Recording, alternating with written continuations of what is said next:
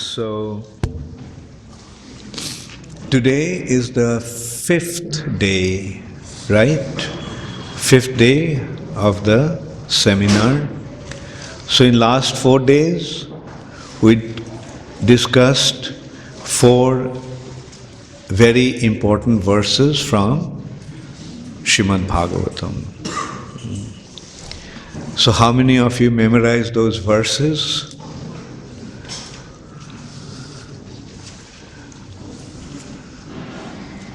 Okay, what about, it seems that those who already memorized before, they are raising their hands. No one actually memorized in course of the studies. I thought one verse everybody memorized. Which one was that?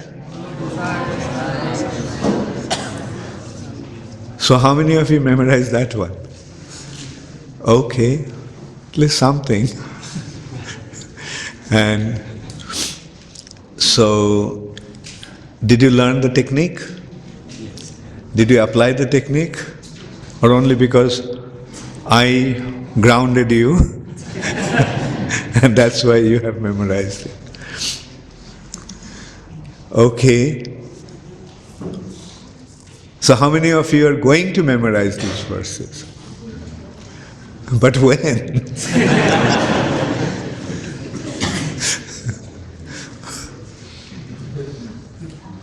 One year? 6 months? 3 months? Not even in 3 months. Within 1 month? That sounds. Within 2 months? Okay, within 1 month. How many? Yeah, good. Very good. So today we also selected another special verse, that is the 19th verse of the first chapter of the first canto of Srimad Bhagavatam. This verse goes like, Bhayantu na vitripamo uttama shloka vikrame jadrichatang rasagyanang swadu swadu pade pade. So, should we try to memorize it? Let's see what can we do in 5 minutes. Okay, we'll go for the word for word. Bhayang means we. To, but. Na, everybody knows. Or not. Vitripama shall be at rest. Uttama Shloka, the personality of Godhead, who is glorified by transcendental prayers. Vikrame, adventures. Yat, which. Shrinnatam, by continuous hearing. Rasa, humor. Jnanam, those who are conversant with. Swadu, relishing. Swadu, palatable. Pade pade, at every step. Okay. Vayam, tuna, vitripyama,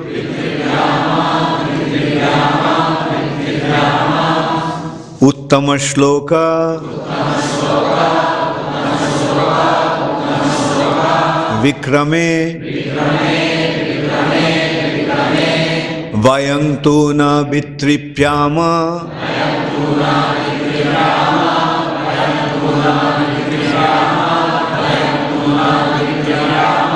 uttama shloka vikrame,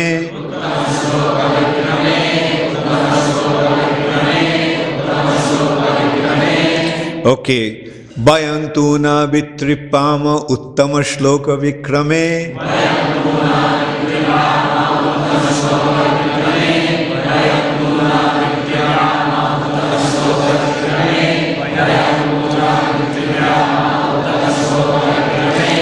Jadrichata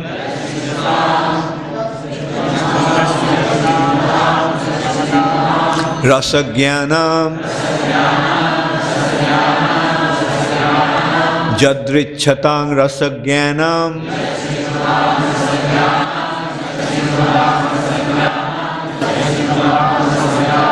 Swadu Swadu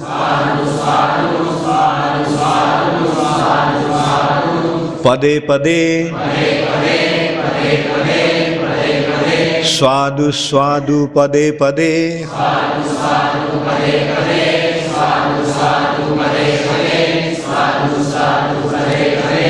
Jadrichatang Rasagyanam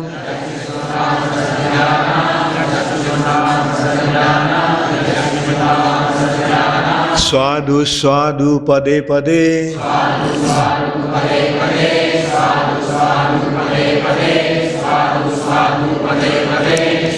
Okay, don't look at the board.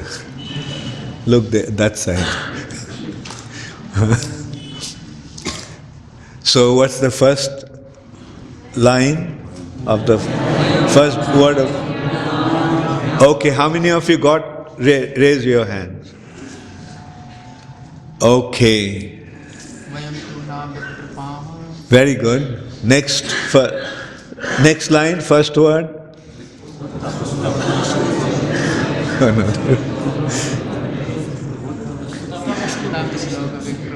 Okay. So the whole line, how many of you got? Okay. Okay, send. No, the whole line. Try to remember the first. Yeah, got it. No, Vayam. Very good. See? Huh? Anyone wants to give it a try? Jaya? Very good. Then the first word of the next line.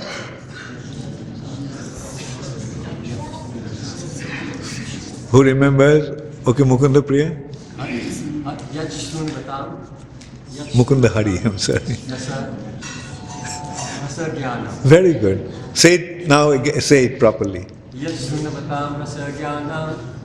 Jadrichatam, Jadrichatam. Don't look there. Huh? No, Jadshrinnatam. Yeah, I'm sorry. Jadshrinnatam. Very good. Jadshrinnatam, Rasagyanam. And then the last line is very easy. Okay, you raise the first hand. You say it. Very good. Huh? Okay. Now how many of you can remember the entire verse? Okay. Nimai Sundar.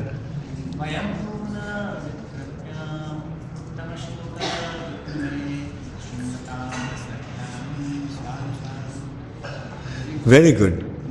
Actually, Nimai Sundar reminded me of one thing that I forgot to tell you the other day. Other day I went to the extent of writing it down and keeping it in your pocket, and then try to memorize it. If you get stuck, then you pull it out and see it. But there was another step after that. That is, you sing. You give your own tune. You become the music director and give your tune to the verse and sing it. So Nimai Sundar, you sing it once, you are singing it. Sing it now.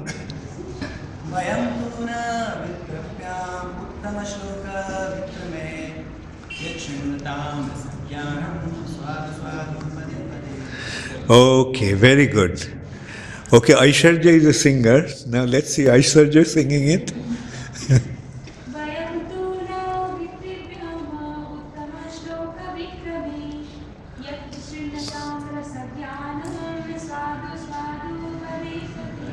Very good. Who else wants to sing? From the girls' side? Devahuti?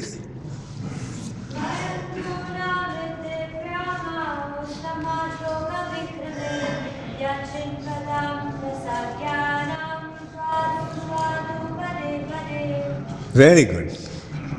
Do they deserve a clap?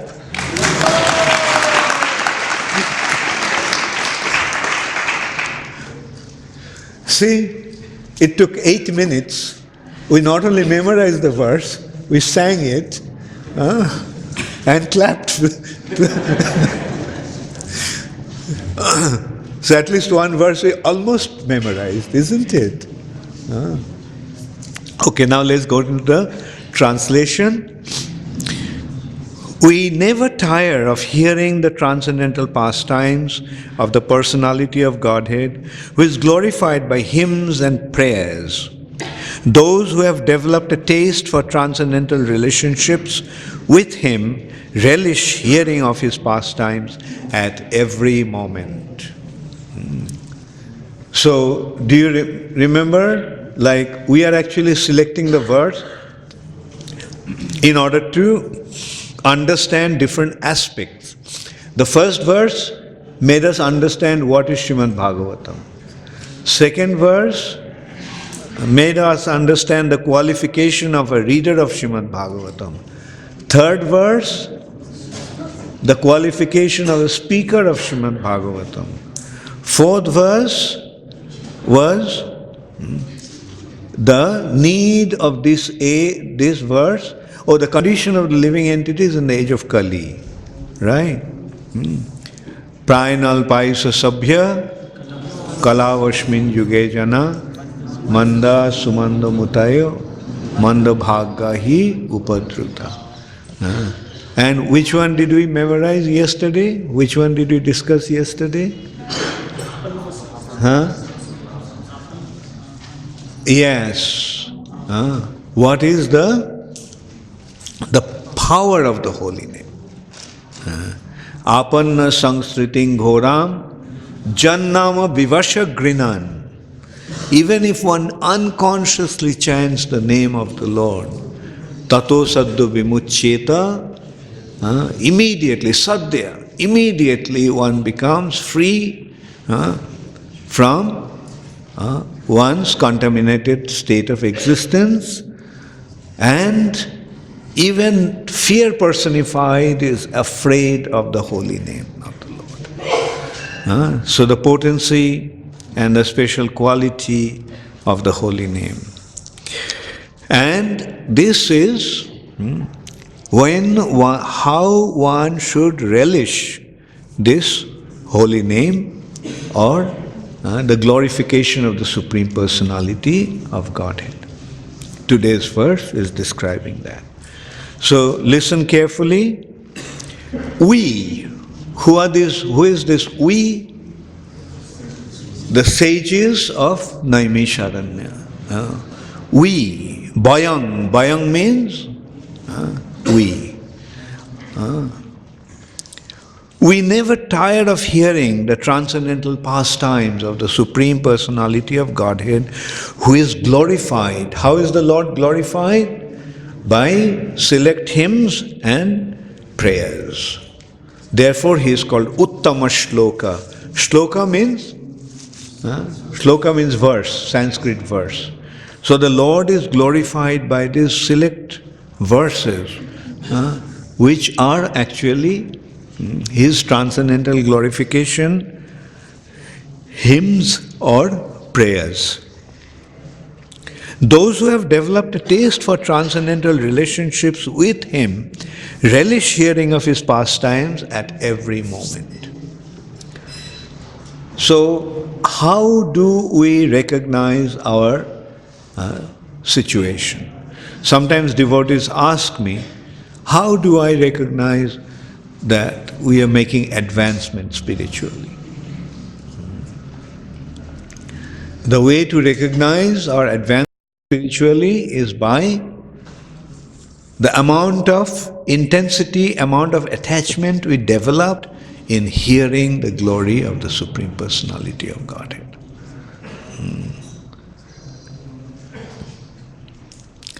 The sign of advancement is simply this: how much one has become attached to hearing. Reading also falls in the category of hearing. So, by hearing, how much we want to hear. So that will be the actual sign of our advancement. So you can question. Another way to look at it is how much taste we have developed for the holy name. How do we really want to chant? Do we chant just to finish our 16 rounds, or do we chant because we are relishing it? Now, if we really honestly consider, then isn't it the fact that we are chanting most of the times trying to finish our rounds? That's also good. That's also good. Like when you take the medicine, you don't need to acquire the taste for the medicine. Right? You automatically get the benefit from the medicine. Now, Prabhupada is saying, when you take the medicine consciously or unconsciously, it will work. So, with this Hare Krishna Mahamantra, the holy name, chanting of the holy name, or the process of chanting of the holy name is a medicine. Bhavo Aushadhi, a medicine that will cure us from our material existence.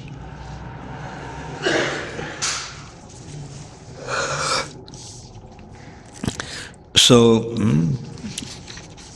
this is the way we must consider whether we are making advancement or not. Nabhayang tu na bitripama. We are never satisfied by relishing the holy name. Okay, purport by Srila Prabhupada.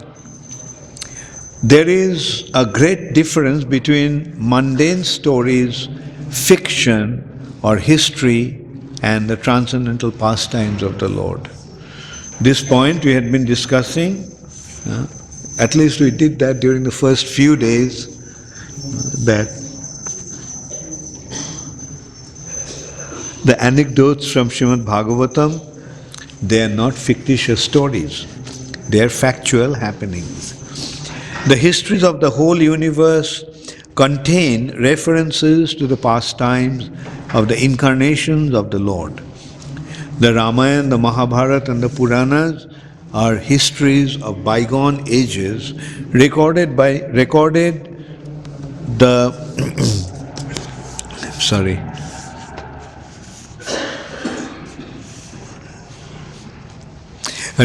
in connection with the pastimes of the incarnations of the Lord, and therefore remain fresh even after repeated reading. For example, anyone may read Bhagavad Gita or the Srimad Bhagavatam repeatedly throughout his whole life, and yet find in them new light of information. Mundane news is static, whereas transcendental news is dynamic. Inasmuch as the spirit is dynamic and matter is static, news is dynamic inasmuch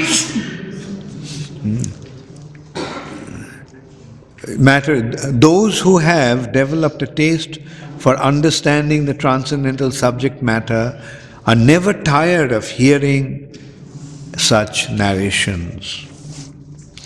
One is quickly satiated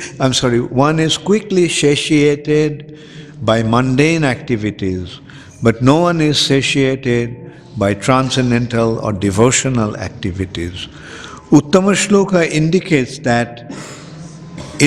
that literature which is not meant for nations. Mundane literature is in the mode of darkness or ignorance. Whereas transcendental literature is quite different. Transcendental literature is above the mode of darkness, and its light becomes more luminous with progressive reading and realization of the transcendental subject matter. The so-called liberated persons are never satiated by the repetition of the words Aham Brahmasmi. The so-called liberated persons are never satisfied by repetition of the words Aham Brahmasmi. Such artificial realization of Brahman becomes hackneyed, and so to relish real pleasure, they turn to the narrations of the Srimad Bhagavatam. They who are not so fortunate turn to altruism and worldly philanthropy. This means the Mayavadi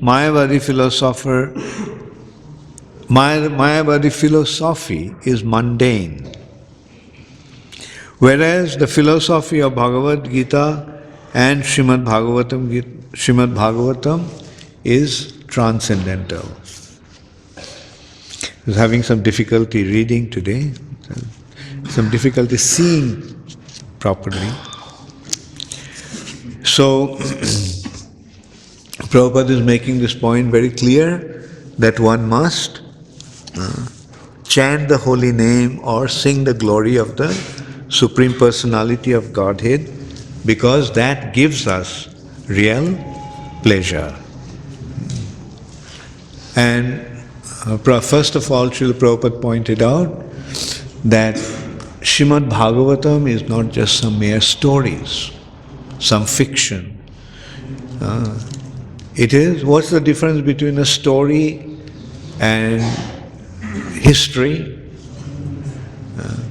Stories are just some imaginary narration of some happenings. It's all imaginary, created by one's imagination. But history is the real happening. And so is the Puranas. Bhagavatam is a Puran. Bhagavatam is not describing some fairy tales. That's the difference between Harry Potter and Srimad Bhagavatam. So, Srimad Bhagavatam is real. These things happened. Whatever is being described in Srimad Bhagavatam happened. 5,000 years ago, the sages, 60,000 sages assembled in Naimisharanya. They did it in order to create the good fortune for the living entities of this age, because they saw how difficult their situation is going to be, how much they'll be suffering. And that's why they thought that we must do something to rectify that situation, to nullify that possibility. And that's why they started a fire sacrifice that was meant to last for 1,000 years. They thought that by performing that fire sacrifice, they are going to rectify the world situation. But then, then they approached Srila Suta Goswami and asked him, how can one delivered from this miserable condition of this age of Kali? And Suta Goswami started to narrate Srimad Bhagavatam. This Bhagavatam was compiled by Srila Vasudev. Then he taught Srimad Bhagavatam to his son Sukadev Goswami, and Sukadev Goswami arrived on the bank of the Ganges when Parikshit Maharaj was preparing for his death. and he had only 7 days. So, Srila Sukadeva Goswami spoke Srimad Bhagavatam for 7 days for the benefit of the king. The king wanted to know, like, what should be done at the time of death. Now I have only 7 days left. How should I utilize this time? And then Sukadeva Goswami gave the solution. If you have 7 days left, what should you do? Read Srimad Bhagavatam or hear Srimad Bhagavatam. Does it mean only at the time, 7 days before death, that we should start reading Srimad Bhagavatam? First of all, we don't know when death may come. Can anybody guarantee that he is going to die after so many years or so many months or so forth? We don't know when death may come. Therefore, now we consider, before dying, you have to remember Srimad Bhagavatam. So how are you going to do that? Read Srimad Bhagavatam, hear Srimad Bhagavatam all the time. Because we don't know when death may come. So if it comes from 7 days from now, okay, we are ready. If it comes 1 day before now, 1 day from now, ready? If death comes 7 minutes from now, what are you going to do? And if death comes right now, what are you going to do? So now, since we do not know when death is going to come, isn't it better to keep reading Srimad Bhagavatam all the time? Nittang, therefore, Nittang Bhagavata Sevaya. Parikshit Maharaj had only 7 days. Therefore, Parikshit Maharaj was listening to Srimad Bhagavatam for 1 saptaha, 1 week. But that doesn't mean that we should also have 1 saptaha. Like Bhagavat Saptaha. Prabhupada used to criticize that. Bhagavat Saptaha. Listen to Srimad Bhagavatam, that also from an unqualified person, for 7 days, and then go and continue doing all your nonsense. Right from Bhagavatam, Saptaha, going to a bar, drinking alcohol, eating meat, then going to a nightclub. So this is the effect of their Bhagavat Saptaha. Their Bhagavat Saptaha is an entertainment. Did Prabhupada introduce that kind of Bhagavat Saptaha? No. Prabhupada's thing was Nittang Bhagavata Sevaya. Serve Srimad Bhagavatam all the time, Nittam, constantly, all the time. And therefore, those who listen to Srimad Bhagavatam, their life changed completely. They couldn't continue doing whatever they were doing. Of course, Prabhupada's direction was there, Prabhupada's arrangement was there, so they responded. And today, by reading Srimad Bhagavatam, what happened to you all? Are you all, any of you indulging in any of the sinful activities? 4 regulative principles you are following.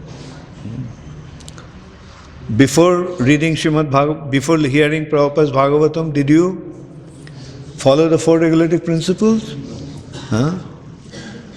Most of us did not. So that is Prabhupada's Bhagavatam. That is the effect of Srila Prabhupada's Srimad Bhagavatam. Those who read, his material life has been finished. Satyanas ho gaya. Material life is finished, doomed, destroyed. Sarvanas. Or in Hindi it's called Satyanas. So that is what is needed. Gaur Kishore Das Babaji Maharaj, when people came and asked for blessings, You know how he used to bless them? তোমার সর্বনাশ হবে.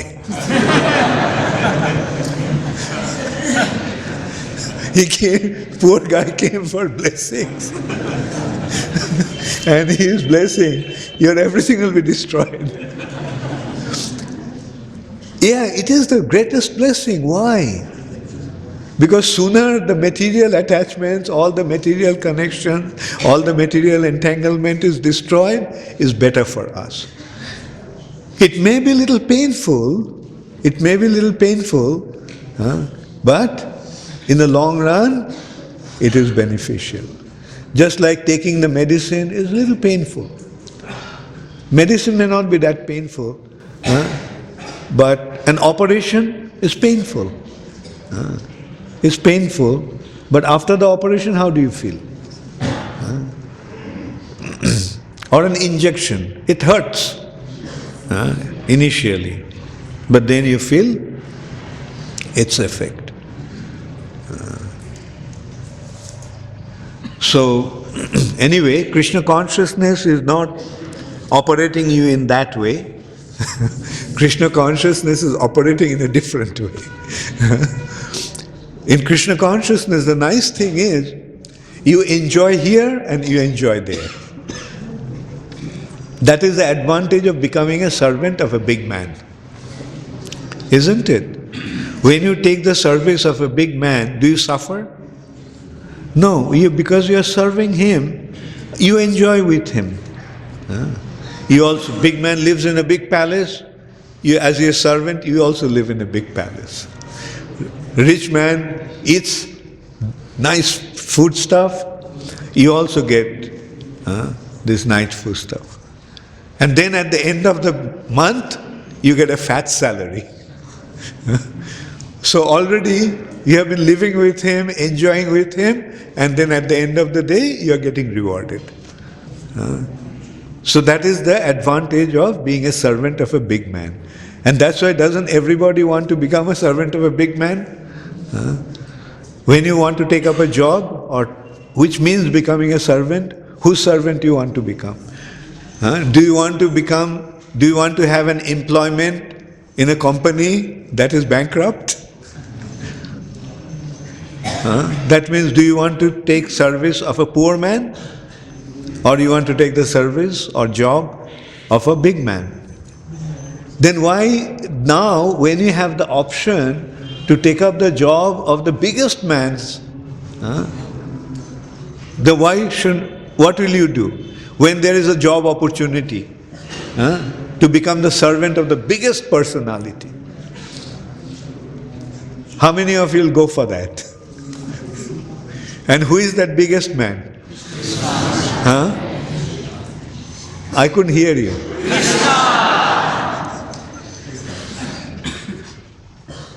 So that is it. We all have to take up a job. Because by our constitutional position, we all are servants.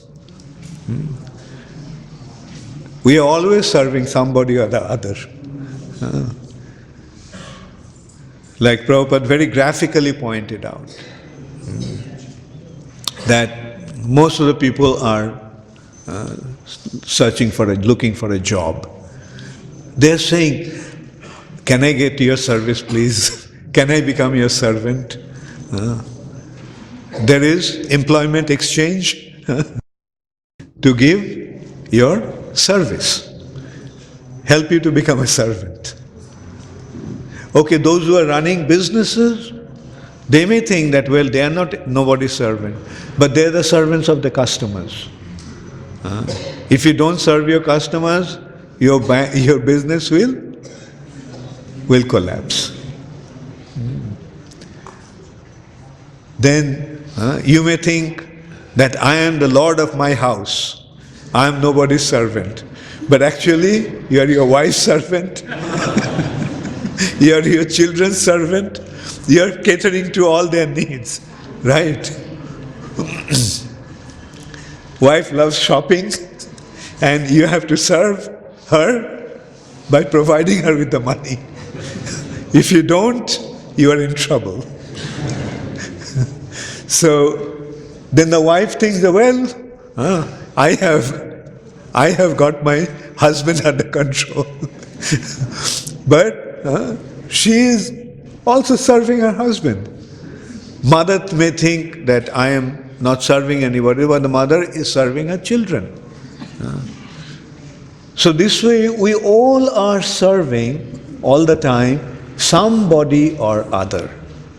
Why? Because it is a constitutional position.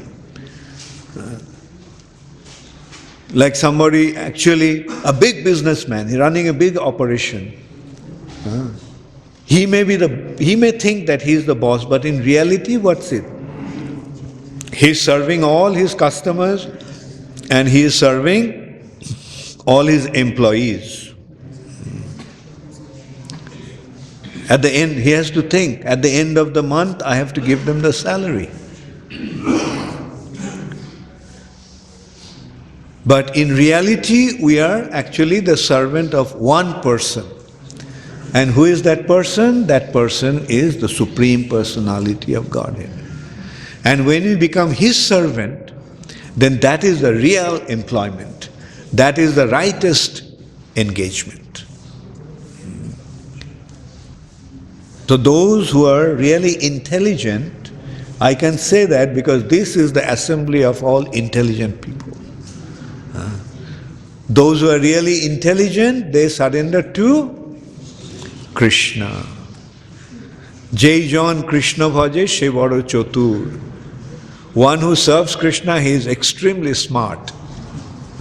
He is extremely intelligent. The sign of real intelligence is to become Krishna's servant. And when you become Krishna's servant, then your life becomes, how does your life become? Does your life become full of problems and sufferings? Then your life becomes full of joy and free from anxiety. Just consider, if there is somebody who is very capable, just consider a person with billions of dollars. If he comes and tells you that I'm going to take responsibility of you in all respects.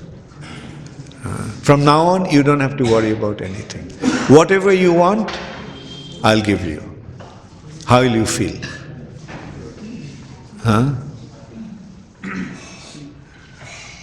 It seems that no one is excited about that proposal. How will you feel, Ananda? Won't you feel relieved? Wow! Jai Shri Shri Gaur Nitai ki Jai. Jai Shri Shri Krishna Balaram ki Jai. Shri Shri Radha Madan Mohan ki Jai. Jagat Guru Srila Prabhupada ki.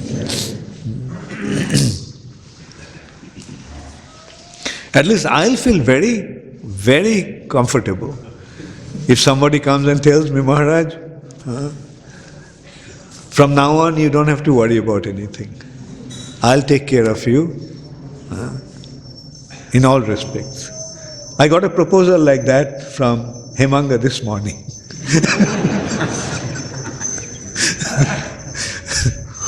Hemanga said that yesterday he had a meeting with some devotees and they decided to take care of all my responsibilities, financial responsibilities.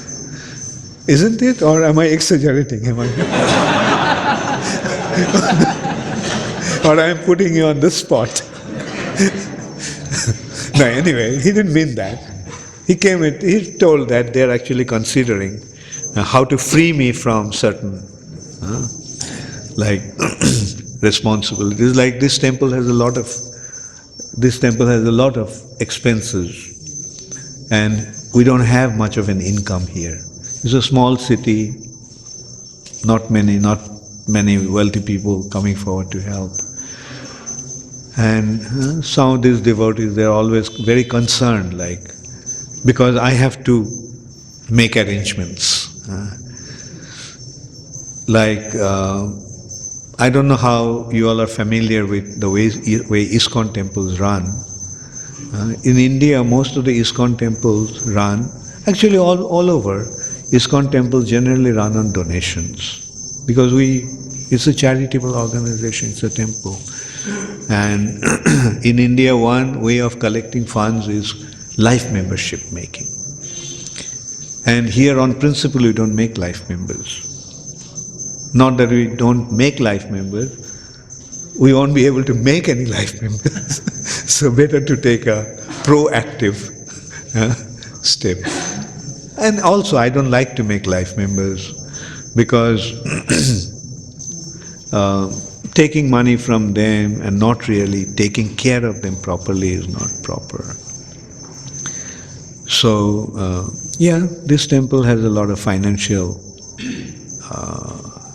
needs, and like I was told that last evening, some of you have considered that and trying to free me from this responsibility. In that respect, I can also admit that one devotee had been very, very kind, and she saw how much burdened I was with this responsibility of taking care of this temple's needs. And she was giving, for about 2 years, she had been giving 3 lakhs rupees every month. So 3 lakhs rupees means, if you want to calculate it in dollars, was about $6,000 to $7,000 every month. And then I stopped. We got the thing for 2 years, and I said, no, we don't need any more. Because after all, everybody has his limitation. So that devotee is Mirabai. And her husband, Mukesh. So this way devotees are, also last year, and some of you have also done that this year, which started a program called the Friends of Avanti, and they had been giving certain amount of money on a monthly basis or on a yearly basis. That also had been a great help to take care of the needs of the temple. Anyway, the main point that I was actually saying, that how relieving it is when somebody says that you don't have to worry about anything. I will take care of you. And if there is a billionaire, can he do that? For a billionaire, a few $1,000s, what's the big deal? Now what to speak of the Supreme Personality of Godhead, who is the proprietor of everything? When he says, I'm going to take care of you in all respects, how do you feel? And that is what happens when you surrender to Krishna. Therefore Krishna says, Ma Suchaha. Don't worry, don't worry. Just surrender unto me and I'll take care of you. Thank you. All glories to Srila Prabhupada. Does anybody have any question? Yes, Ananda? Give him the mic.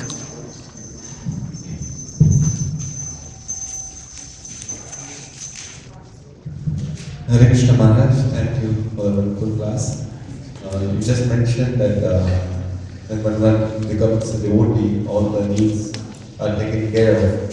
So my question is that if somebody has the desire to serve Krishna, like say every temple or every organization has some financial needs, so will it be wrong on the part of the devotee to ask Krishna some financial benefit, like a business or something, so that he can help, or will that be considered as a material desire?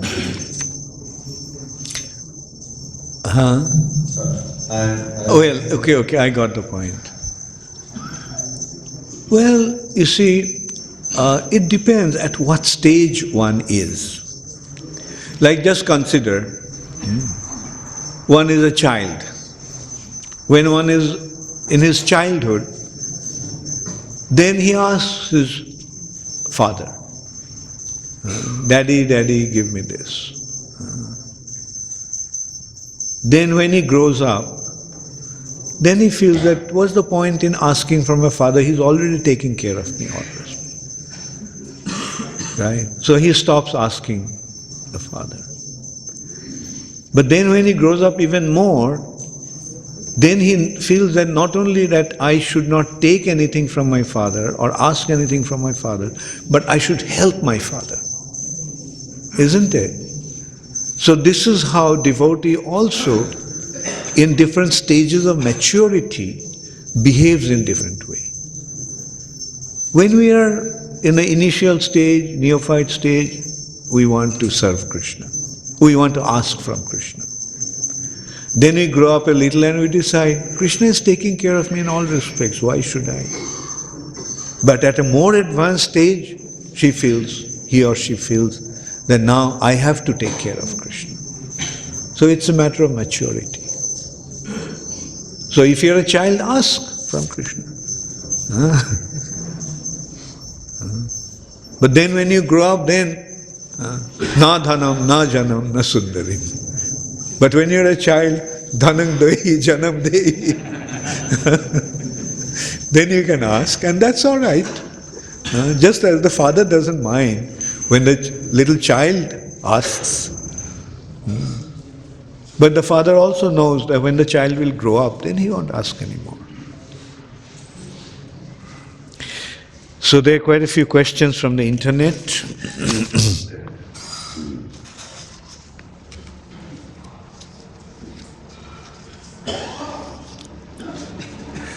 Nagaraj Das, Hyderabad. Hare Krishna Maharaj, what is the symptom of a surrendering? Okay, it's a spelling mistake. I think he meant surrendered soul. What is the symptoms of a surrendered soul? Surrendered soul's symptom is he's surrendered, he's dependent. Surrender means to depend. So that is a symptom of a surrendered soul. He depends upon Krishna in all respects.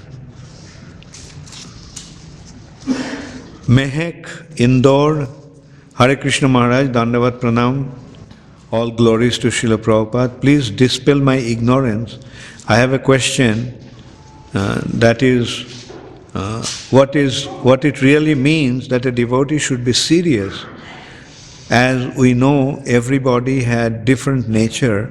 Some devotee have jolly nature, some like to talk very much, very little, so please clear my doubt. Serious means serious in depending upon Krishna, serious in surrendering to Krishna, and serious in serving Krishna. By nature one may be jovial, as you said, that is not the matter. This is not the kind of seriousness that we are talking about. Our kind of seriousness is not with a glum face, he sits there not looking at anybody, not talking to anybody. That is not our seriousness. Our seriousness is the serious intention of accepting Krishna consciousness in the heart. That is the seriousness.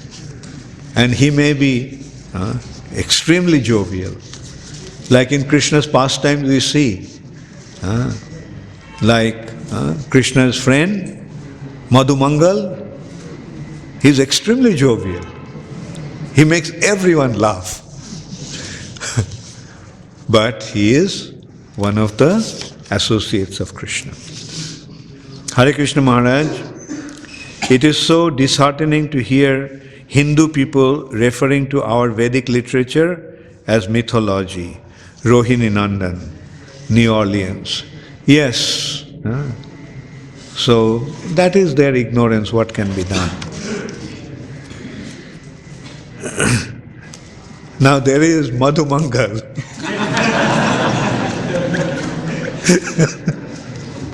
See, he's making everyone laugh.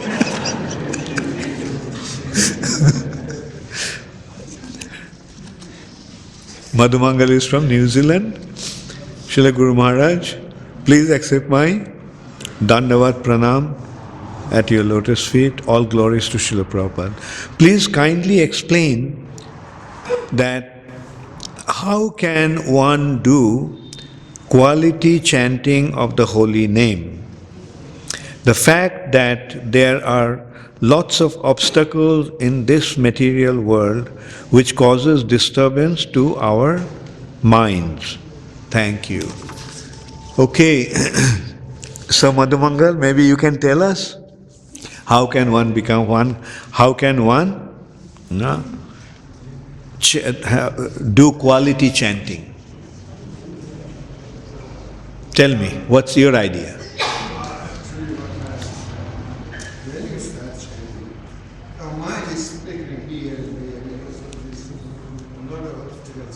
Okay, very good. The mind is going crazy, right? So, do you know what's the meaning of the word mantra? Mantra. Mantra means take care of the mind, right?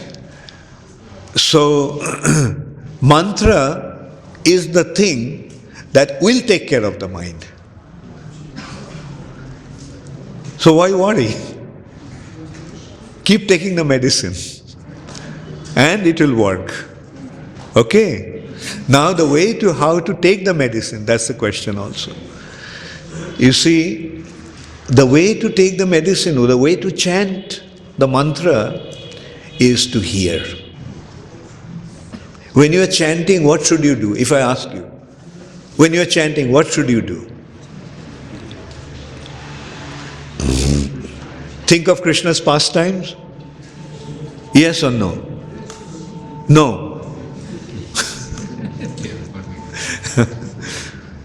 Because you are chanting, mantra, sound. How do you receive sound? Huh?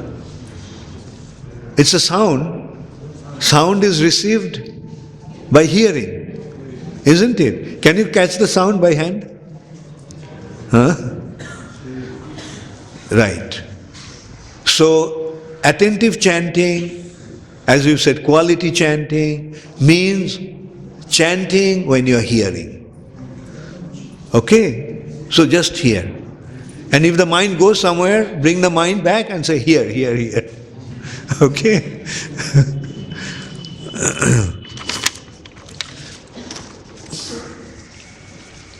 Mohit, Hare Krishna, Dandavat Pranam. Dear Guru Maharaj, thank you for your wonderful lecture.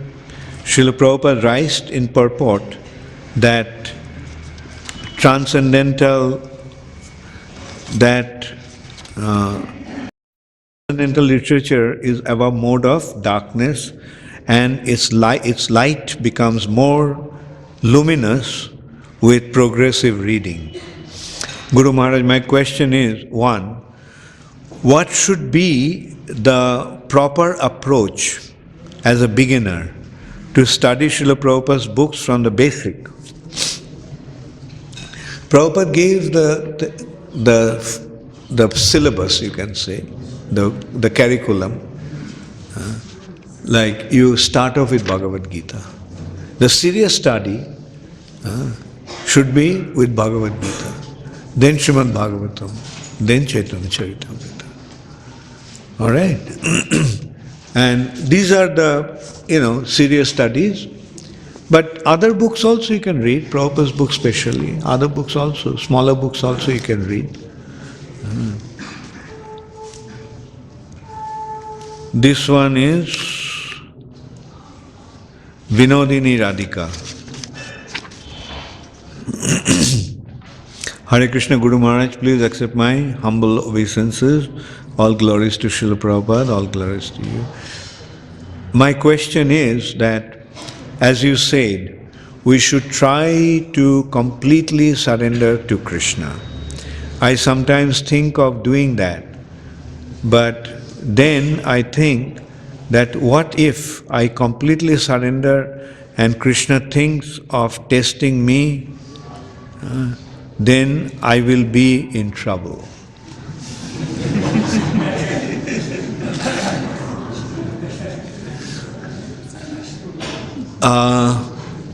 why should you be in trouble by depending upon Krishna?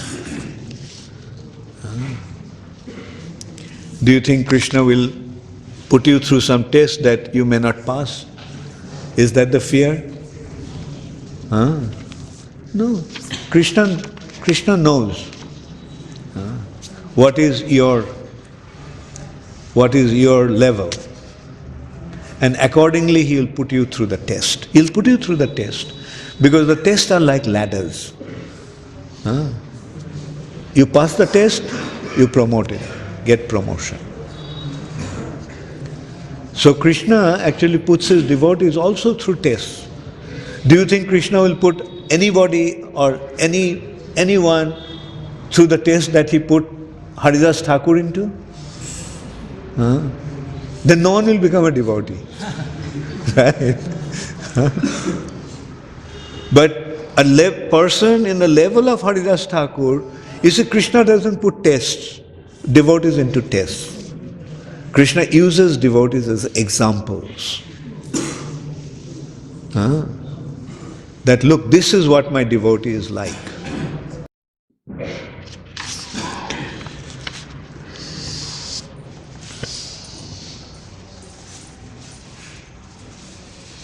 So next part, as you mentioned, so is there any guarantee that Krishna will take care without taking any test? As I said, Krishna doesn't take tests. Krishna uses examples. He puts his devotees through certain situations and that becomes the example. Some more questions. Dilkhush, Indore. Dilkhush went back yesterday. He is from IIT Indore. I can see that he is watching instead of studying. Anyway, Dilkhush, although you are wasting your time in the morning, but cover it up in the evening. Hare Krishna Guru Maharaj, my question is, does Supreme Personality of Godhead declare that He exists in impersonal form? If not, then why people are worshipping Him in impersonal form? Thank you. The Lord, impersonal form also is an aspect of the Lord. The impersonal form is the bodily effulgence of the Lord. Is the energy of the Lord. So energy is not personality. Energy here is impersonal. His bodily effulgence. But it is His body's effulgence. So naturally He declares that it's His energy. That is His impersonal form. Premananda Krishna Das, Singapore. Okay, this is the last question. I'm taking from the internet. Another question, this is the last one. Hare Krishna Guru Maharaj, Dandavat Pranam, all glories to Srila Prabhupada. How to keep my mind calm and not angry with anyone? In workplace sometimes I got angry with co-workers. Thank you.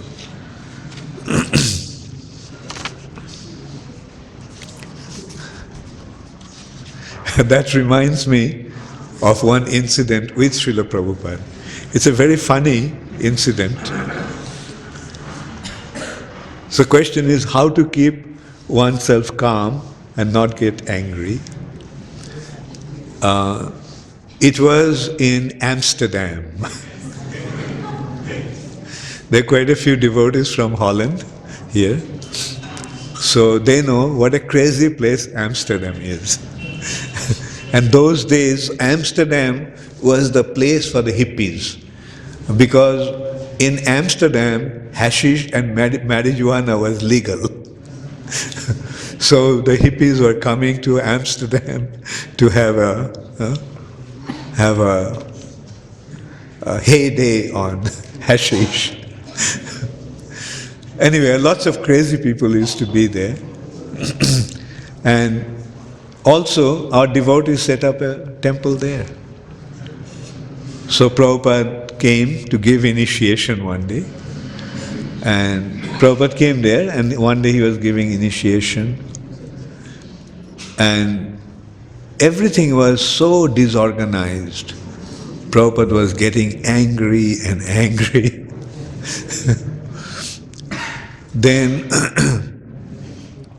Prabhupada came for the fire sacrifice, and he saw that the Jagavedi they made, there was no fruit. So Prabhupada said, "Where is the fruit? Where are the fruits?" And one devotee ran to the kitchen and he cut some fruits.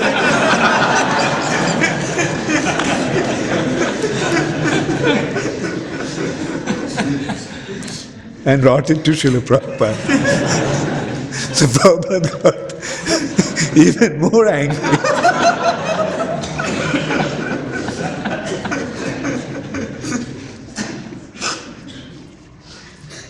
So there was a boy who was a kind of a half hippie. He used to come to the temple, but he didn't become a devotee. He was just a hippie. And he used to see that when devotees got agitated, when some devotee got agitated, other devotees would tell him, "Why don't you chant Hare Krishna?" or chant Hare Krishna. So this boy told Prabhupada,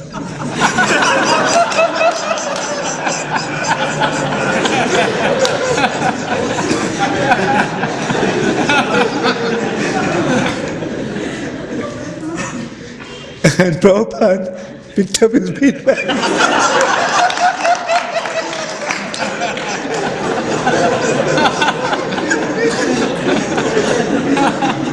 So when he told him that, "Why don't you chant Hare Krishna?" and Prabhupada did. Took his bead bag and started chanting.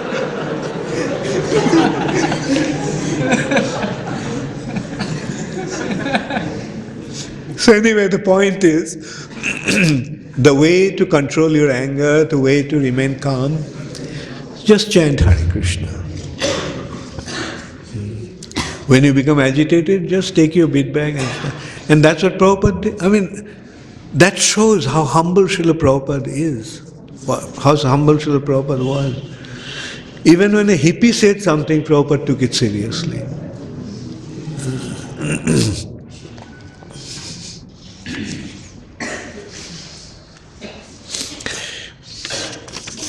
So this is from Giriraj Das. So Giriraj, you're back in Delhi now. Thank you for coming, and I hope you had a nice flight yesterday. Hare Krishna Guru Maharaj, Dandavat Pranam, Srila Prabhupada, in the purport of famous verse Srimad Bhagavatam 1-17, that whenever and wherever offenseless hearing and glorification of God are undertaken, it is to understand that Lord Krishna is present there in the form of his sound. My question is, what is offenseless hearing? Okay, offensive chanting we know of. Now Giriraj's question is, what is offenseless hearing? Okay, just control your mind and keep hearing the holy name. This hearing and chanting go simultaneously. So, there is a Hindi question from Kishori Devi Dasi.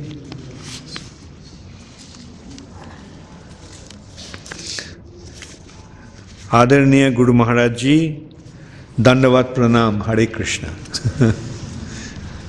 आपका बहुत बहुत धन्यवाद। मुझे आपके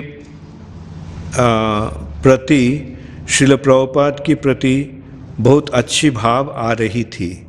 Srila Prabhupada ji ISKCON संस्था नहीं बनाते थे और आप उज्जैन में ये मंदिर नहीं बनवाते थे, तो आज हम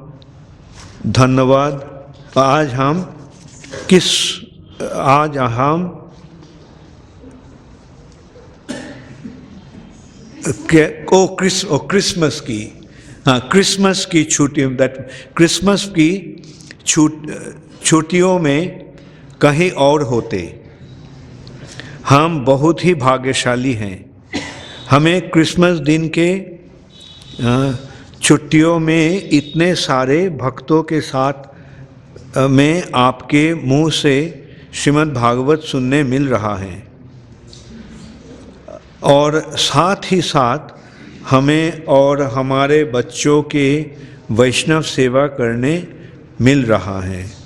उसके लिए मैं आपको श्रील प्रभुपाद को बहुत बहुत धन्यवाद देती हूँ, और मुझे आशीर्वाद दीजिए कि श्रील प्रभुपाद की शिक्षा को लेकर भक्ति जीवन में आगे बढ़ूँ। थैंक यू वेरी मच किशोरी,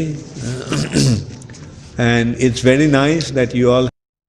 मैं हिंदी में ही बोलने का कोशिश कर रहा हूँ। ये बहुत अच्छा हुआ कि तुम लोग, हम यहाँ आए और हमारा यहाँ आने का सफलता इससे बना कि तुम लोग आकर हमारे साथ युक्त हुए।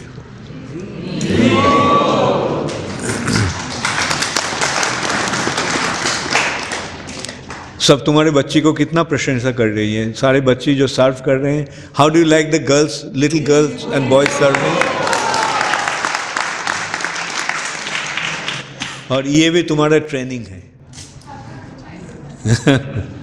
ऐसे कितना सुंदर भाव लेकर सेवा कर रही हैं। और ये धनश्री कितना रिस्पॉन्सिबिलिटी ले रही है।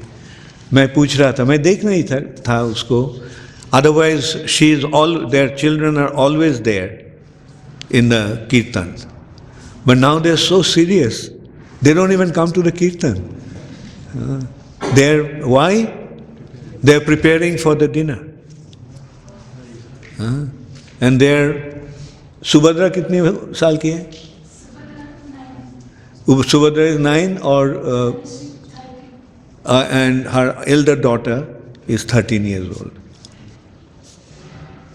And also along with that there are other girls and boys. Little girls, little boys were taking up such wonderful service attitude that everyone is impressed with them. I heard Hemangi was so impressed with them that she wanted to give them some gift. Yes, Hemangi? It's nice. And they were asking me whether you should do that. I said, yes, we should let you do that. And I told them that when we were young and somebody gave us a gift, how did you feel? We felt so happy. And I'll also make it a point to give them some gifts.